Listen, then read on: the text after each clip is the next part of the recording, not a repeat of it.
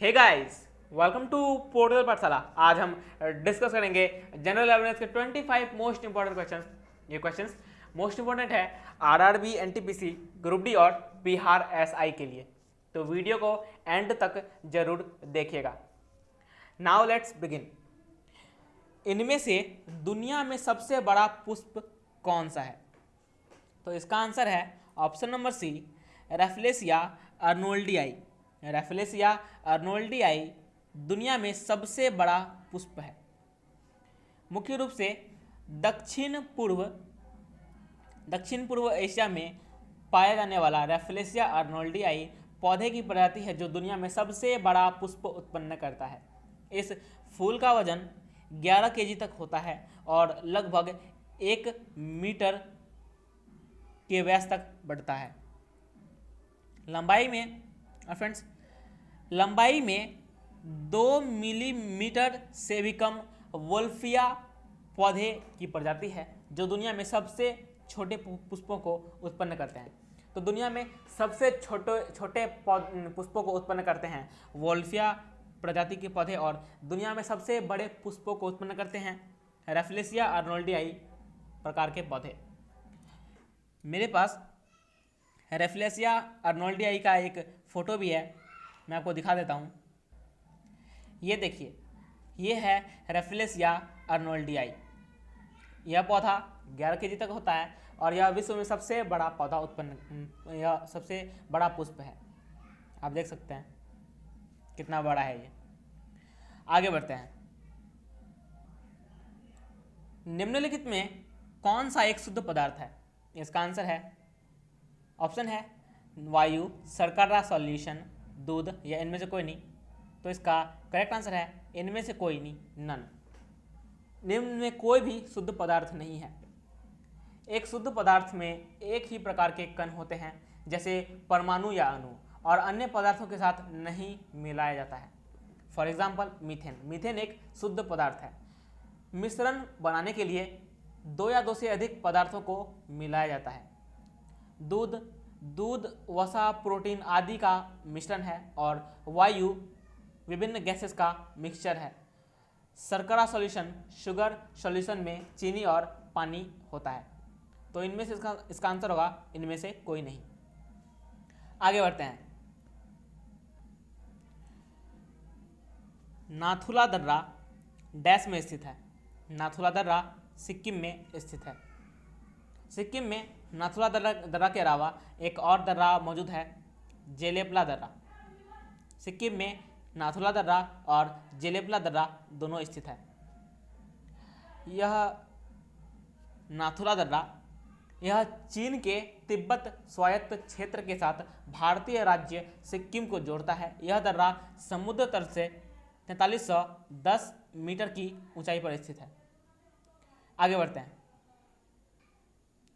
Cellular और आणविक जीव विज्ञान केंद्र सीसीएमबी का मुख्यालय कहाँ स्थित है? इसका आंसर है हैदराबाद। सेल्यूलर और आणविक जीव विज्ञान केंद्र का मुख्यालय हैदराबाद में स्थित है। सीसीएमबी का फुल फॉर्म होगा इंग्लिश में centre for cellular and molecular biology. इसका हेडक्वार्टर हैदराबाद के तेलंगाना में स्थित है। यह 1977 में स्थापित किया गया था। आगे बढ़ते हैं।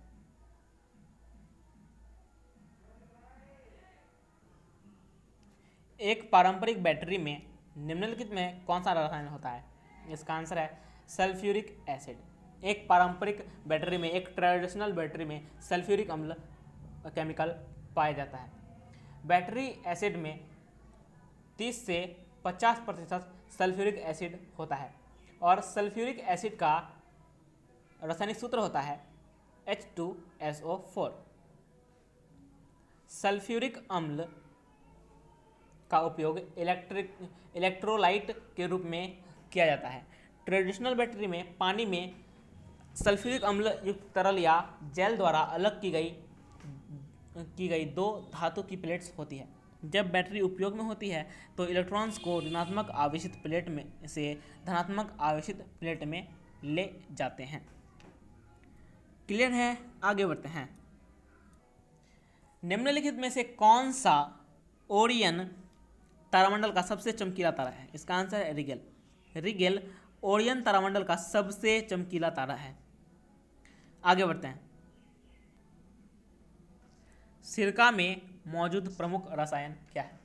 सिरका में मौजूद प्रमुख रसायन है इथेनॉइक एसिड।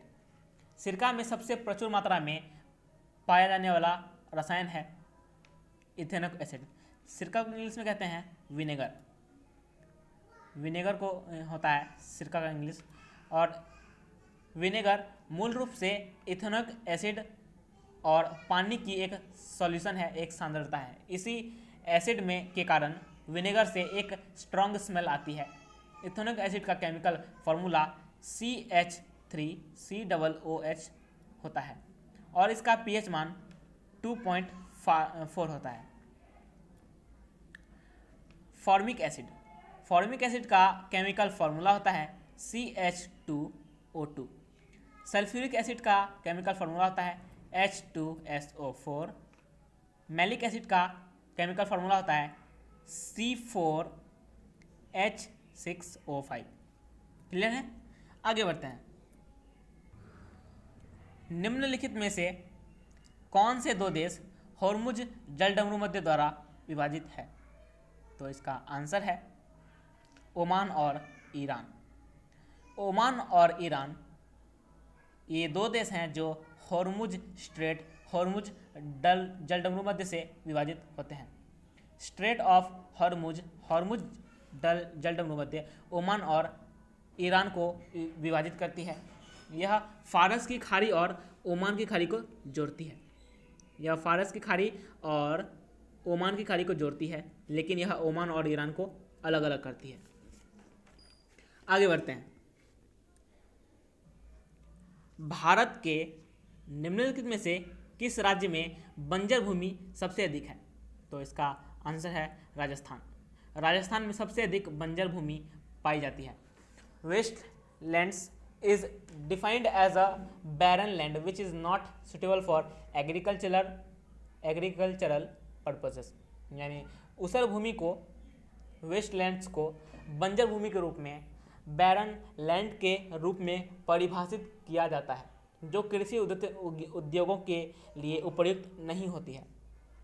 बंजर भूमि के उच्च प्रतिशत वाले अन्य राज्य हैं महाराष्ट्र, झारखंड और छत्तीसगढ़। भारत में सबसे अधिक बंजर भूमि राजस्थान, उसके बाद महाराष्ट्र, फिर उसके बाद झारखंड और अंतिम में उसके बाद फिर छत्तीसगढ़ आता है। आगे बढ़ते हैं। निम्नलिखित में से कौन सा सुमेलित नहीं है? तो इसका आंसर है ऑप्शन नंबर सी, पृष्ठ तनाव न्यूटन प्रति मीटर वर्ग। यह इससे संबंधित बिल्कुल नहीं है। आवेग न्यूटन सेकेंड से संबंधित है, संवेग किलोग्राम मीटर प्रति सेकंड से संबंधित है और दाब पास्कल से संबंधित है, लेकिन पृष्ठ तनाव न्यूटन मीटर प्रति मीटर वर्ग से संबंधित नहीं है। पृष्ठ तनाव का SI यूनिट होता है न्यूटन प्रति मीटर। पृष्ठ तनाव का SI यूनिट होता है न्यूटन प्रति मीटर। ठीक है, आगे बढ़ते हैं।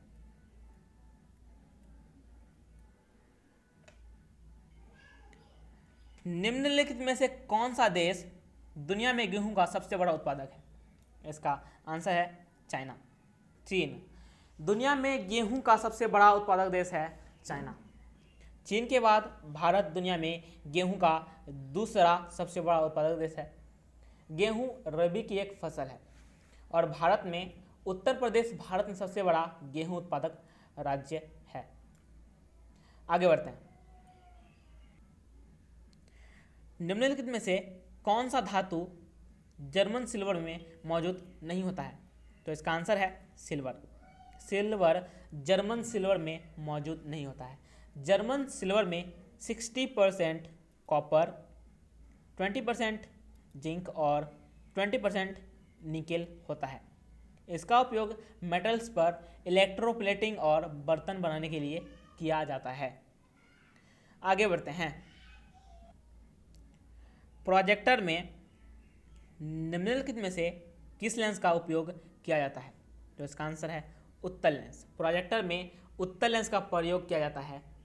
प्रोजेक्टर में कॉन्वेक्स लेंस का प्रयोग किया जाता है। प्रोजेक्टर में उत्तल लेंस का प्रयोग किया जाता है ताकि स्क्रीन पर दिखाई जाने वाली वस्तु मैग्नीफाइड इमेज प्राप्त हो सके। आगे बढ़ते हैं। आधुनिक आवर्त सारणी के निम्नलिखित में से कौन सा समूह पी ब्लॉक से संबंधित है? पी ब्लॉक से संबंधित है, तो इसका आंसर है 15वां समूह।